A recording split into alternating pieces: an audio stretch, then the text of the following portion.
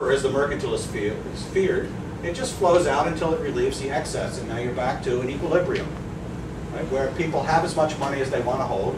There's no more pressure on prices. Your local prices are equal to world prices. So here's the lesson. Inflows and outflows of money are self-regulating. So Hume taught this lesson in 1747. A lot of politicians still haven't learned it. They think that you need to regulate inflows and outflows of money because they won't regulate themselves. So you have to have restrictions on how much people can spend or how much money people can take out of the country. Right? They say it's in order to safeguard the currency, right? But the currency will regulate itself if you let it. So what they're trying to do is keep an artificially high value of the currency if they're trying to prevent money from flowing out, or if they stop people from getting hold of reserves, basic money, in order to export it. It's a symptom that there's a disequilibrium because something's not being allowed to adjust.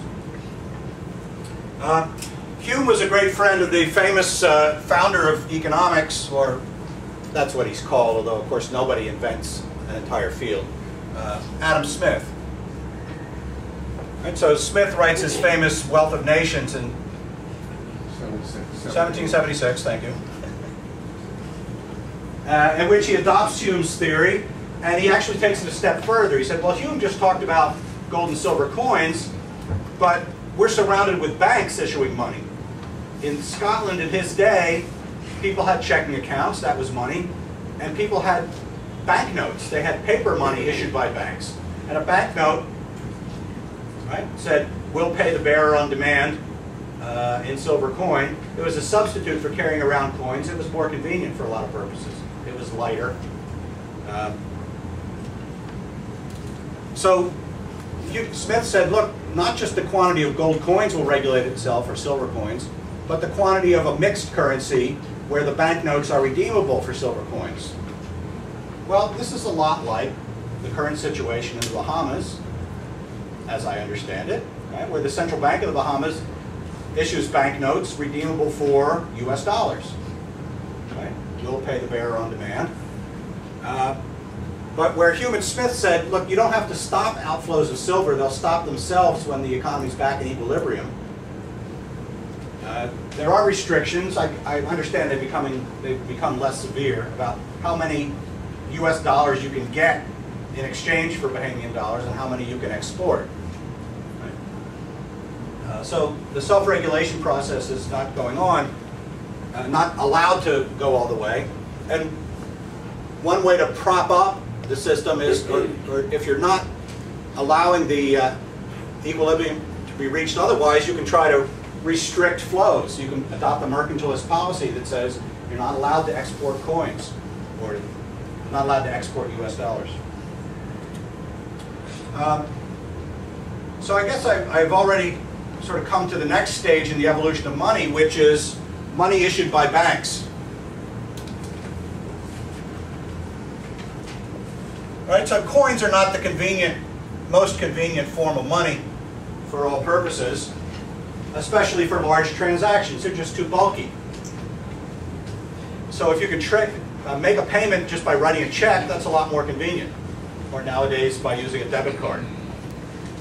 There was a second problem in places where, in medieval Europe in particular, where bank issued money arises, and that goes back to the problem of the local king and the local duke, the local earl having monopoly of the mint and producing debased coins.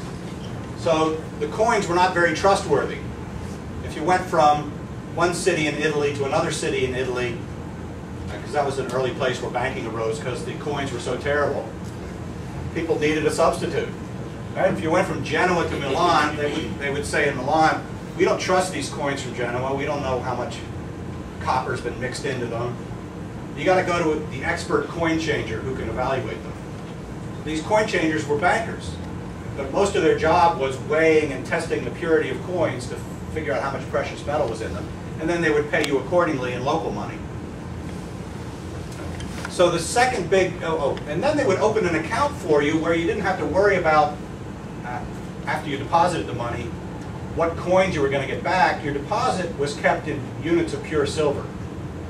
So you could pay other people by transferring units of pure silver. They didn't have to worry about the quality of each individual coin being paid to them after that.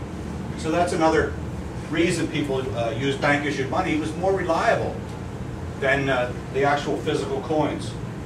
It was more uniform, right? So it was better performing the kind of, had better the kind of qualities you'd like in a medium of exchange. You didn't have to stop and weigh it or test it as long as you trusted the bank that had issued it to make good on the promise. All right, well, we no longer have a gold standard or a silver standard. So up to this point, right, we had market forces bringing us from barter to monetary exchange. We had market forces developing coinage. Market forces regulate the quantity of money in a commodity money economy. They regulate, Adam Smith's argument, they regulate banks that issue money.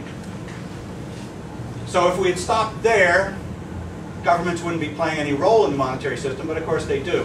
Right? Money's now issued by central banks, which are government institutions. How did we get to that stage? Well, we got to take a step which is not a market-driven step, but which is at the initiative of the government.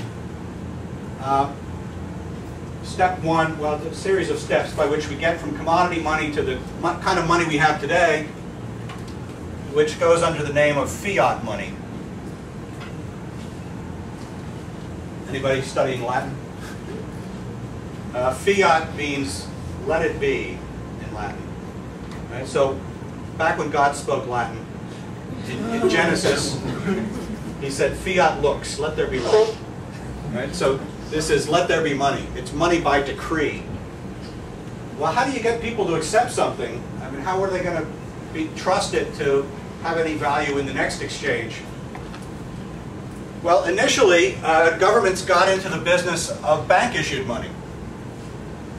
Right? So they set up a government-sponsored bank, which also issues banknotes. And initially, these government-sponsored banks may not have had a monopoly. In some countries, they didn't have a monopoly. In the United States, the Federal Reserve System didn't have a monopoly on currency when it first started, which was 1914. It didn't start being the only issuer of paper currency until the 1930s. The Bank of England had lots of other banks around it issuing paper money until the 1920s. So first thing you do, create a government-sponsored bank that issues bank-issued money. Second thing you do, give it a monopoly. And why is that important? Because if you give it a monopoly and then the government bank says, we're going to stop redeeming for gold and silver, you got nowhere else to turn. If it's one bank out of 100 and it says we're not going to redeem anymore, people say, fine, I'll take my business to the other 99 banks. But if it's the only game in town, its notes, its deposits, its checks can continue to be used by people because they don't really have any alternative. It has a certain amount of momentum behind it. Of course, it can also have certain legal privileges behind it, like we declare it legal tender, which means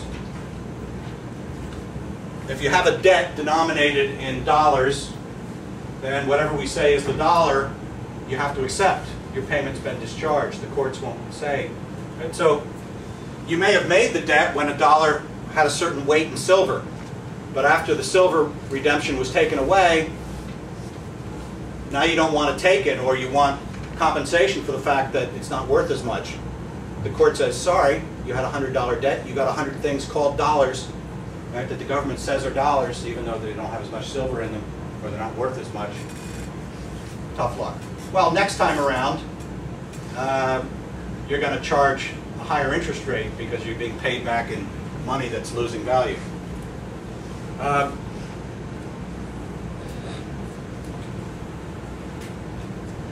Sort of the premier currency in the world up until World War I is the British pound, which was redeemable for gold. During World War I, Great Britain suspends payments.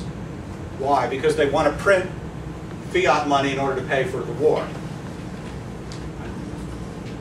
If they print a lot of money and they don't have any more gold, people are going to redeem it, they're going to run out of gold. So they say, no, you can't redeem it.